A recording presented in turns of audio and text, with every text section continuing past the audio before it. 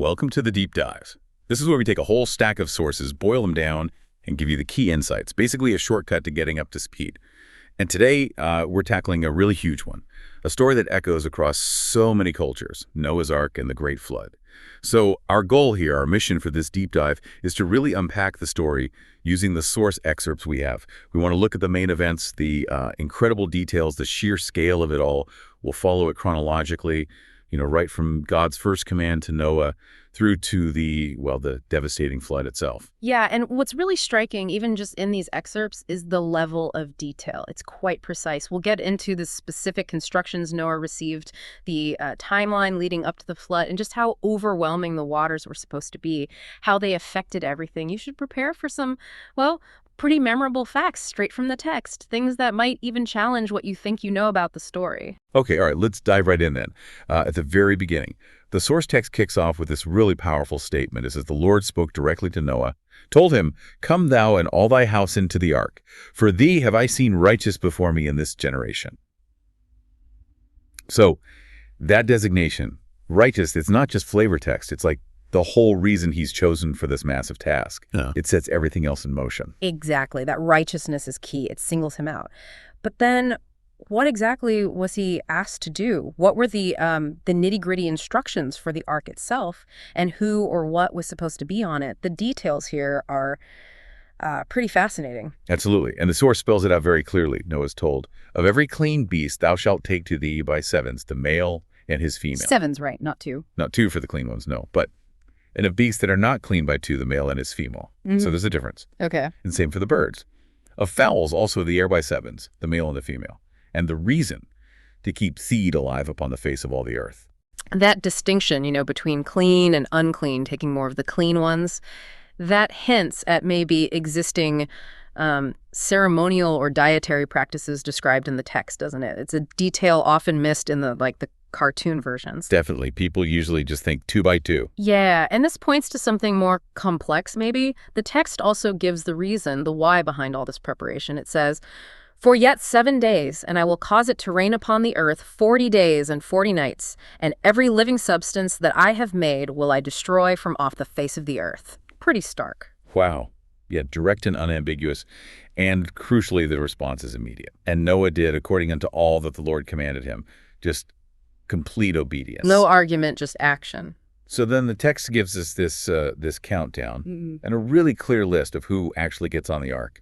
You can almost picture the scene, right? Yeah. All these animals gathering must have been, quite a sight. Oh, absolutely. The logistics alone, even, within the narrative's logic, are staggering.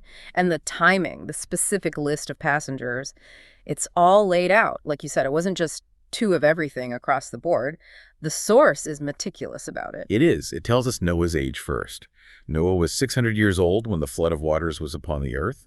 Then the people. Noah went in, and his sons, and his wife, and his sons' wives with him. And it even lists the sons later. Noah and Shem and Ham and Japheth, the sons of Noah and Noah's wife, and the 3 wives of his sons with them into the ark. Very specific. 8 people in total. Exactly.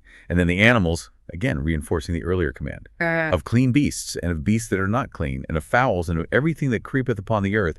There went in 2 and 2 unto Noah into the ark, the male and the female, as God had commanded Noah. Okay, so the 2 and 2 here seems to be the general rule stated again, maybe emphasizing pairs, even though we know the clean ones were by sevens earlier. It's interesting phrasing. It is a bit, yeah. And it clarifies the types again. They and every beast after his kind, and all the cattle after their kind, and every creeping thing after his kind, and every fowl after his kind, every bird of every sort.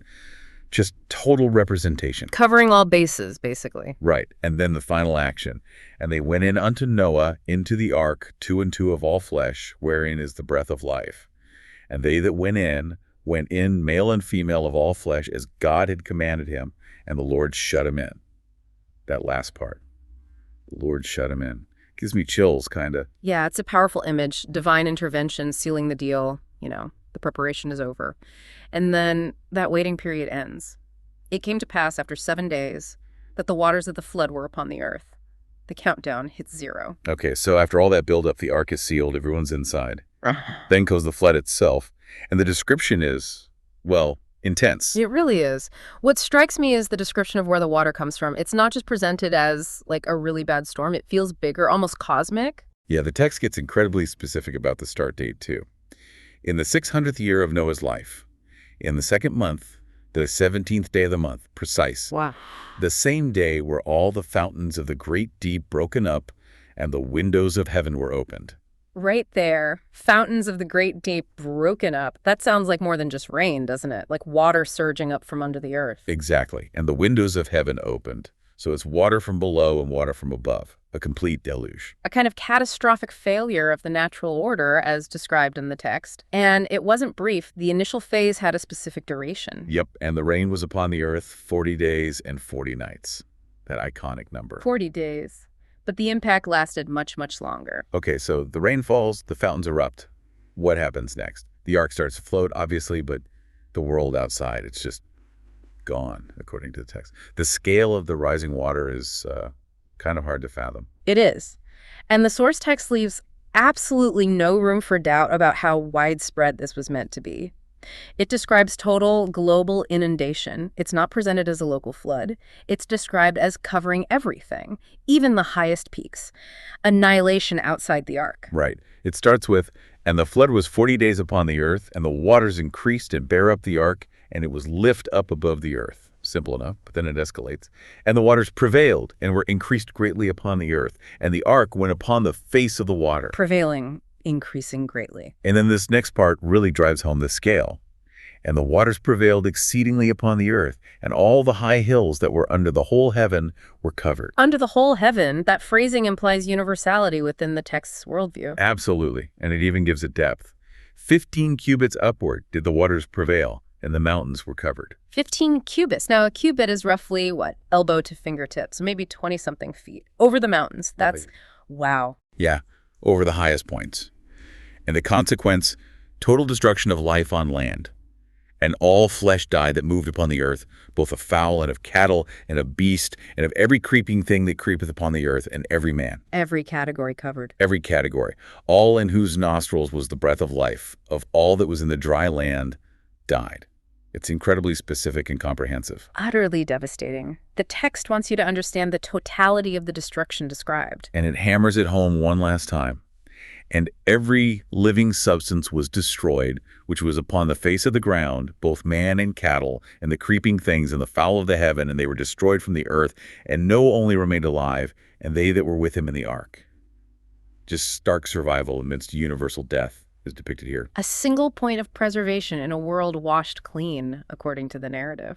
So we have the 40 days of rain and eruption, the waters rising over the mountains. Yeah. But how long did that state last? How long was the earth submerged like that? The text gives a surprisingly long time frame. All right, this is important. It wasn't just that the rain stopped and things immediately went back to normal. The floodwaters remained. This duration really emphasizes the sheer scale of this event in the story. It's not fleeting. Yeah, the text says it plainly. And the waters prevailed upon the earth 150 days. 150, so that's, what, 5 months? 5 months of the entire world, according to the text, being underwater. Yeah. After the initial 40 days, that's a long time to be floating in an ark. A very long time. It paints a picture of profound and lasting transformation of the planet. So let's try and wrap our heads around this. We've walked through this ancient account, pulling out the details straight from the source material you provided. We went from the divine command given to Noah, because he was righteous, through the specific, kind of surprising details about the animals. Yeah, the 7s and the 2s. Right. Then the cataclysm itself, the fountains, the rain, the sheer depth of the water covering everything, even the mountains. And finally, the fact that this watery state lasted for 150 days. And looking at the bigger picture, what's striking is not just the drama, which is obviously immense, but that precision, the dates, the numbers, the specific causes cited in the text. The story, as it's told in these passages, presents a very detailed, very specific picture of a world-altering cataclysm and a very deliberate act of preservation. We really hope this deep dive, looking closely at the text itself, has given you maybe a new angle on a story you thought was familiar. Yeah. It's full of these specific details that often get smoothed over. Definitely more complex than just 2 by 2. For sure. It leaves you with something to think about, doesn't it? Mhm. What does it mean that this story, this narrative of near total destruction, but also singular salvation, has been carried forward for thousands of years, Mhm. often with such specific details intact? Yeah, what does that persistence tell us? It's definitely something worth mulling over.